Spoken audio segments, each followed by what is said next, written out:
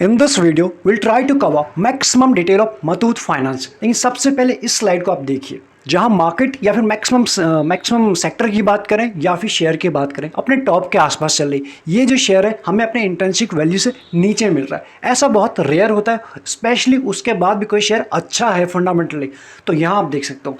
वही बात करें रिटर्न, इसके एफडी से अच्छे हैं, ग्रीन निशान वहाँ भी है, इसके डिविडेंड भी काफ़ी अच्छा है, एंट्री पॉइंट भी अच्छा है और कोई भी as of now red flag नहीं है। रेड फ्लैग का मतलब कोई ऐसा केस नहीं चल रहा है, ना ही कंपनी के ऊपर, ना ही मैनेजमेंट के ऊपर या फिर कोई और भी चीज़ है, ऐसा कुछ भी नहीं है। तो यहाँ पे हमारे लिए जितने भी पैरामीटर है पाँचों के पैरामीटर पे ग्रीन निशान दिखाई पड़ रहा है।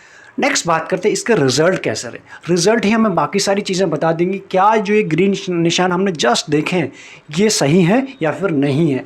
यहाँ आप देखिए, आपके सामने रिजल्ट है। अगर हम इसके रिजल्ट को YoY बेसिस पे देखें तो बाकी चीज़ें हमारे लिए काफ़ी क्लियर हो जाती हैं। सबसे पहले हम फोकस करेंगे इनकम के ऊपर। इनकम कई डिपार्टमेंट से आई है, तो आप यहाँ पे देख सकते हो। हम फोकस करते हैं टोटल इनकम के ऊपर।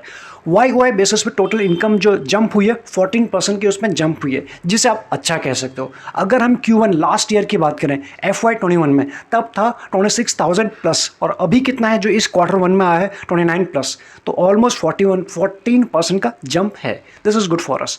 इसके बाद हम फोकस करते हैं इसके एक्सपेंसेस के। टोटल एक्सपेंसेस क्या क्या है आपके सामने है, सारी चीज़ें आप खुद ही पढ़ सकते हैं, लेकिन हम फोकस करते हैं इसके जो पिछले साल जो एक्सपेंसेस थे उनसे थोड़ा सा इस बार बड़े हैं, ऑलमोस्ट 14% वो भी बड़े हुए आपको यहाँ पे दिख रहा होगा। हम फोकस करते हैं प्रॉफिट आफ्टर टैक्स, यानी सब कुछ देने के बाद, टैक्स देने के बाद कंपनी के पास कितना प्रॉफिट रहा। यहाँ हम देखते हैं उसमें आपको 14% की जंप दिखाई पड़ रही है। Again this is good. Last year जो था Q1 FY Q1 में 8,577 के आसपास, और अभी कितना है 9,786, यानी जितने भी पैरामीटर हैं उन सभी पैरामीटर पे इस कंपनी ने अच्छा काम किया है। इसके बाद हम फोकस करते हैं अर्निंग पर शेयर, जिसे हम बोलते हैं EPS डाइल्यूटेड के ऊपर फोकस करते हैं। तो ये भी आप देख सकते हैं, जो पिछले साल था 21.25 और अभी कितना है 24.35, यानी चीज़ें आपको इंप्रूव होते हुए दिखाई पड़ रही है।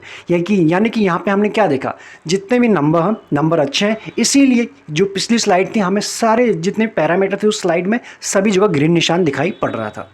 नेक्स्ट फोकस करते हैं कंपनी के कुछ ग्लिम्स ले लेते हैं, यानी कंपनी जो प्रेजेंस है एज ऑफ नाउ 29 स्टेट्स में है, यानी जितने भी स्टेट्स हैं सभी जगह इसके प्रेजेंस एज ऑफ नाउ है। वहीं अगर बात करें 171 tons gold jewellery as of now, इतनी तो सिक्योरिटी ही है कंपनी के पास, जिसे हम अच्छा कह सकते हैं। बाकी अगर हम पैन इंडिया इसके ब्रांचेस की बात करें 4,600 प्लस इसके ब्रांचेस हैं ऑल ओवर इंडिया की। अगर हम बात करें वहीं इसकी टीम कितनी बड़ी है 25,000 प्लस, आप यहाँ देख सकते हो। पर डे अगर हम बात करें, कस्टमर सर्व्ड पर डे की बात करें, तो आप यहाँ देख पाएंगे 2 लाख प्लस है, जिसे आप काफ़ी बड़ा नंबर कह सकते हैं। तो इस क्वार्टर में हमने देखा कि इनकम तो बढ़ी हुई है। अगर हम फोकस करते हैं इसके इनकम इस साल में नहीं, पिछले कुछ सालों में कैसा काम किया है, सो दैट हमें कंपनी के जो long term, short term, mid term है, सारी चीज़ें समझ में आ जाए। तो 5 साल में 15 प्लस है, 3 साल में 15 प्लस इनकम ग्रोथ, और 1 साल की बात करें 26, यानी चीज़ें आपको इंप्रूव होते हुए दिखाई पड़ रही हैं। और पहले अगर हम बात करें 15 जो नंबर है वो भी अच्छा था।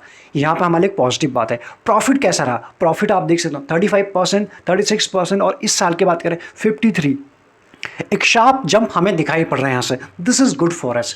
नेक्स्ट फोकस करें अगर ROE के ऊपर, again this is good for us. 22 and 25 तो अच्छा था ही, यानी वहाँ से तो इंप्रूव हो ही रहा था। अभी की अगर बात करें 28 प्लस चला गया, again this is good for us. Next focus करते हैं ROC के ऊपर, ये 16 के आसपास है, इससे भी आप अच्छा ही कह सकते हैं। इन सब के बाद अगर हम फोकस करें प्रमोटर के पास, मेजॉरिटी जो है वो उन्हीं के पास है 73, यानी प्रमोटर के पास, या फिर ये कहें प्रमोटर को अपनी कंपनी के ऊपर ज़्यादा भरोसा है। ये हमें काफ़ी अच्छा ये हमारे लिए किसी भी कंपनी में जब भी प्रमोटर के पास ज़्यादा शेयर होल्डिंग पैटर्न होते हैं, हमारे लिए एक अच्छी बात हो जाती है। वहीं अगर बात करें FIS का 15 प्लस है, एंड DIS के पास बात करें 7 प्लस है। ये इस क्वार्टर की बात हो रही है। पब्लिक के पास कितने 3 प्लस, ये हमें यहाँ पे एज ऑफ नाउ का डेटा बता रहा है। इसी डेटा को अगर पास के डेटा के साथ कंपेयर कर दें तो बाकी चीज़ें हमारे लिए क्लियर हो जाती है। तो प्रमोटर के पास तो 7340 सितंबर में और अभी कितने उतने ही हैं, तो उन्होंने ज़्यादा हाथ लगाया नहीं है। एफआईएस की बात करें 13.92 से ये हो चुका है 15.02। बीच में इससे भी ऊपर गए थे जब ये शेयर बिल्कुल टॉप के आसपास गया था। आई एम वेरी श्योर ये जब इसने बिल्कुल रिसेंट में जो टॉप लगाया था उस वक्त इनके पास 16% के आसपास हो गए थे, अभी 15 के आसपास है। रफली 1% इसमें प्रॉफिट बुकिंग हुई है। शेयर भी अच्छा करेक्ट हो चुका है वहाँ से, तो डेफिनेटली यही वो रीज़न हो सकता है, यही वो टाइम है। डीआईएस की बात करें 7 था 7.71 और अभी वो है 7.72 के आसपास। बीच में कुछ कम किया था लेकिन अभी वापस से फिर से कुछ बढ़ा है। गवर्नमेंट का कोई बहुत ज़्यादा इसमें इन्वॉल्वमेंट नहीं दिखाई पड़ रहा है। अगर बात करें पब्लिक के, तो पब्लिक का इंटरेस्ट तो बना है इसमें। शेयर होल्डिंग पैटर्न के बाद अगर हम फोकस करें प्लेजिंग के ऊपर, तो प्लेजिंग कुछ भी नहीं है, किसी भी क्वार्टर में नहीं थी, ये हमारे लिए एक अच्छी बात है। जैसा हमने देखा कि स्मार्ट मनी का इंटरेस्ट और इन्वेस्टमेंट दोनों बना हुआ है। म्यूचुअल फंड की अगर बात करें, आपके सामने 4 फंड है। सबसे पहला जो फंड है जिन्होंने एज ऑफ नाउ इन्वेस्ट किया हुआ है, SBI focused equity fund direct. उसके बाद PGIM India mid cap. Third है SBI banking and financial service. Fourth है मिरई एसेट फोकस्ड। ये वो 4 फंड हैं जिन्होंने एज ऑफ नाउ इन्वेस्ट किया हुआ है। आपको अच्छे से अपनी रिसर्च करनी है। जब आप रिसर्च करेंगे उसके बाद आपको कुछ फंड के नाम और भी दिखाई पड़ सकते हैं। ये सब होने के बाद ना, जो मार्केट में एनालिस्ट हैं अगर सिर्फ उनकी भी सुन लें तो एज ऑफ नाउ 75% इसके ऊपर बुलिश है, बाई की रेटिंग दे रहे हैं। बाकी जो होल्ड की रेटिंग दे रहे हैं, जिनके पास है उन्हें होल्ड करने को जो रेटिंग दे रहे हैं 13 के आसपास, ओनली 13% के आसपास सेल की रेटिंग दे रहे हैं। आपको अच्छे से अपनी रिसर्च करनी है, उसके बाद ही कोई फाइनल डिसीजन लेना है। ना ही आपको एनालिस्ट की सुननी है, ना हमारी सुननी है। या तो अपने फाइनेंशियल एडवाइजर से आप पूछिएगा या अपनी रिसर्च कीजिएगा। तो अभी तक हमको कंपनी की जितनी पैरामीटर हैं उन सभी पैरामीटर पे अच्छे दिखाई पड़ी। फिर चाहे उसकी प्रेजेंस है, नेटवर्किंग की बात करें, या उसके क्वार्टर 1 की बात करें, या रेशियोज के फॉर्म में जो हमने कंपनी को समझने की कोशिश की उनके फॉर्म में बात करें, या हो जो शेयर होल्डिंग पैटर्न। अगर रिटर्न की बात करें, कैसे रिटर्न दिए आपके सामने है। इस शेयर का जो मैक्सिमम लो है 72.60 के आसपास है और मैक्सिमम जो हाई है 1638 के आसपास। वहाँ से आपको काफ़ी नीचे दिखाई पड़ रहा है। अगर हम सिर्फ इसी वीक के मंडे की बात करें, ये ऑलमोस्ट 1400 के आसपास था। वहां से कुछ इसमें रिकवरी हो चुकी है, ये तो हमें यहां से दिखाई पड़ रहा है। अगर बात करें शॉर्ट रन में कैसे रिटर्न दिए हैं, सभी जगह अगर हम बात करें जितने भी टाइम फ्रेम है, सभी जगह हरा निशान दिखाई पड़ रहा है। अगर कहीं लाल निशान है या फिर ये कहें कहीं अपॉर्चुनिटी हमें दिखाई पड़ रही है, तो वह है 1 मंथ में, जहां हमें रफली बात करें 4.5% के आसपास के इसमें डिस्काउंट प्राइस पे ये शेयर हमें मिल रहा है। डिस्काउंट का एक बेहतरीन शेयर है, इसलिए ऐसे शेयर हमें हमेशा तभी मिलेंगे जब मार्केट में कोई जर्क आएंगे, जब मार्केट में कभी हिकअप आएंगे तभी मिलेंगे। अदरवाइज आप इसके रिटर्न देख सकते हो। 3 साल की बात करें, 2 साल में भी इसने अपने जो फंड है उसको डबल किया है। एंड बाकी आप देख सकते हो हर पैरामीटर पे। इन सबके रिटर्न के बाद इसकी जो वैल्यूएशन है वो क्या बोल रहे हैं, इंडस्ट्री की पी है 51 और ये हमें मिल रहा है 15 के आसपास, यानी वहाँ से काफ़ी अच्छे रीजनेबल प्राइस पे हमें मिल रहा है। इसीलिए जब हमने देखा था कि जो इसका इंट्रिंसिक वैल्यू है उससे भी नीचे मिल रहा है, वो भी ऐसे मार्केट में जहाँ मार्केट ऊपर है, इंडेक्स ऊपर है, सेक्टर ऊपर है और शेयर ऊपर है, ये हमें अच्छी रीजनेबल प्राइस पे अभी भी मिल रहा है, मुझे ऐसा लगता है।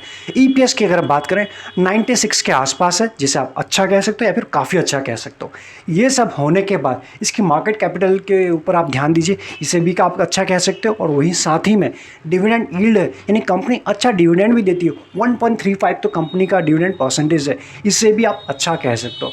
और आज के दिन जो डिलीवरी हुई है 28% के आसपास है, ये उतनी अच्छी नहीं है, ये आपके सामने है। इन सब के बाद इसका चार्ट के ऊपर फोकस करते हैं। चार्ट हम शुरू करते हैं वीकली से। वीकली का ट्रेंड आपके सामने है, चार्ट को हम डिस्कस करें ना। अगर अभी तक आप प्राइवेट चैनल का पार्ट नहीं बने, डिस्क्रिप्शन में आपको लिंक्स मिल जाएंगे, प्रोसेस मिल जाएगा और टेलीग्राम का लिंक मिल जाएगा जो ओपन है, सब कुछ मिल जाएगा, एक बार चेकआउट कर लीजिएगा। और एक्स्ट्रा सीखना चाहते हैं, ज्वाइन बटन भी आपको मिल जाएगा, आप उसे भी कंसिडर कर सकते हैं। यहाँ हमें क्या समझ में आ रहा है, वीकली में सबसे पहले कुछ मत समझिए, सिर्फ इसका ट्रेंड समझिए। जब भी इसमें करेक्शन आता है, ये अपने ग्रीन लाइन के आसपास आता है, उससे ज़्यादा नहीं आता है, ये हमें यहाँ से समझ में आ रहा है। तो इससे पहले के बात करें सितंबर की, अगर हम बात करें, एक सेकंड ज़रा यहाँ देखिएगा, ये था सितंबर में एक करेक्शन आया था और उसके बाद बड़े ही लंबे टाइम एक ही प्राइस के आसपास से कंसोलिडेट करता रहा मई तक, और मई के बाद जो इसमें अच्छा अपमूव आया, इसी बीच में इसने अच्छा रिटर्न दिया अपने इन्वेस्टर को। ये हमारे फोकस पे तब भी था। आप और हम जानते हैं, जो इस चैनल के साथ पहले से जुड़े हुए हैं, जो नए जुड़े हैं वो लोग इस चीज़ को समझ नहीं पाएंगे। लेकिन अभी इसमें क्या हो सकता है, अभी अगर हम बात करें पिछले ये करेक्शन आने के बाद, ये रफली बात करें 1400 के आसपास आया था। उसके बाद 1 2 3 वीक से एक ही प्राइस के आसपास से कंसोलिडेट कर रहा है। यहाँ से हमें एग्जैक्टली इतना ही समझ में आ रहा है इसके क्या लेवल्स एंड टारगेट हो सकते हैं, इसलिए इसको थोड़ा सा छोटे टाइम फ्रेम में समझने की कोशिश करते हैं। कुछ टाइम पहले इसी शेयर ने 1600 को टच किया था। 1600 को टच करने के बाद सीधा इसमें करेक्शन आया, और वही बात करें लास्ट वीक की बात करें 1400 को टच किया, वहाँ से इसमें रिकवरी शुरू हो चुकी है। और 1400 इसका एक इंपॉर्टेंट जो सपोर्ट था, प्लस जो इसका 100 डे EMA भी था, वहीं से एक बाउंस बैक किया है अभी जिस लेवल के आसपास है। अगर हम इसको समझने की कोशिश करें, जिस लेवल के आसपास ये जो टाइम था जहाँ इसने टाइम बिताया था, काफ़ी लंबा समय, ऑलमोस्ट जून से लेकर जुलाई का टाइम बिताया था, उसी लेवल के आसपास फिर से कंसोलिडेट करने लग गया है। यही ये लेवल है, क्योंकि जब इसमें ये अपमूव आया था उसके बाद इसमें करेक्शन होना था। करेक्शन दो टाइप के होते हैं, हम और आप जानते हैं, कई बार आप सभी को समझाने की कोशिश किया। एक होता है टाइम करेक्शन और दूसरा होता है प्राइस करेक्शन। तो इसमें जो हुआ था उस टाइम ये कंप्लीट प्राइस टाइम करेक्शन हुआ था, और वहीं से ये शेयर ऊपर की जर्नी को शुरू कर चुका था। अभी क्या हो रहा है, जो करेक्शन तो तब हुआ नहीं था, अब यही चीज़ इसके लिए रेजिस्टेंस का काम कर रही है। अगेन यहाँ पे बार बार सपोर्ट लेने की, इसको ब्रेक करने की कोशिश कर रहा है, लेकिन इसको ब्रेक नहीं कर पा रहा है।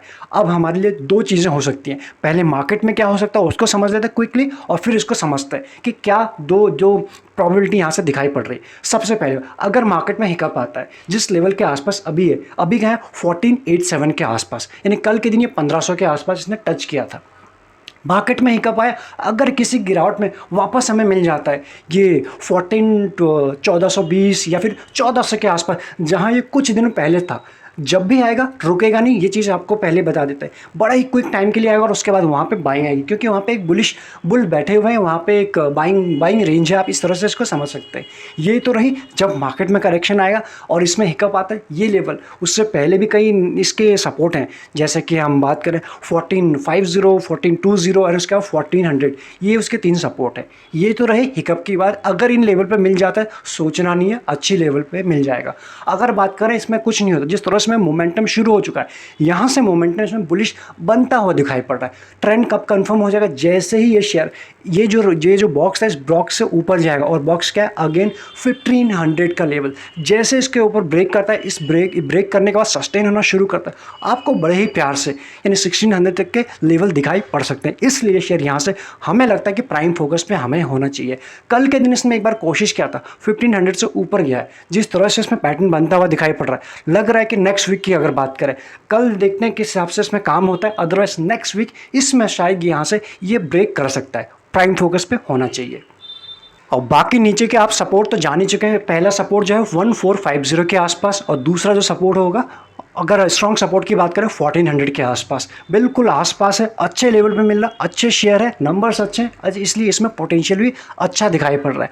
हमें जो लगता है आने वाले कमिंग मंथ्स की अगर बात करें, कमिंग टाइम की बात करें, ये जो शेयर है अपने इस लेवल के आसपास तो जाएगा 1600। अगर इसका टारगेट की बात करें, फर्स्ट टारगेट तो शॉर्ट टर्म वाले के लिए यही है 1550 के आसपास का, उसके बाद 1600 तो ये जाएगा। हमें लगता है ये इससे भी ऊपर ये जाएगा, इतना इस शेयर में पोटेंशियल है, इसलिए इसको ये शेयर हमारे प्राइम रडार पे होना चाहिए।